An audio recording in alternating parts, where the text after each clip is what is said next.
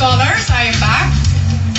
Ngayon naman ay ibibigay ko sa inyo ang pangalan ng scholars na nakakuha ng 4 na pinakamabababang boto base sa gala performances na ibinigay ninyo ngayong gabi. Simulan na natin.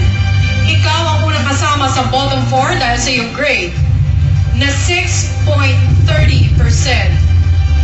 Tumayo ka na sa harap ng iba pang mga scholars. Sen.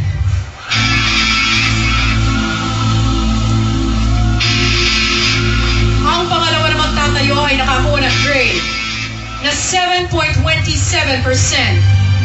Kabilang ka rin sa bottom 4, Iñaki.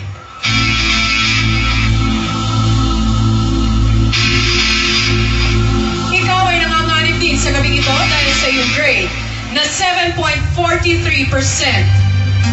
Tumayo ka na, Chris.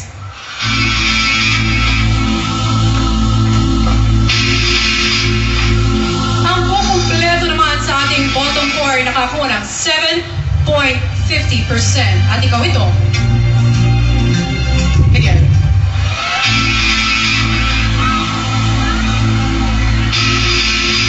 Maraming salamat, scholars. Babalikan ko pa yung lahat.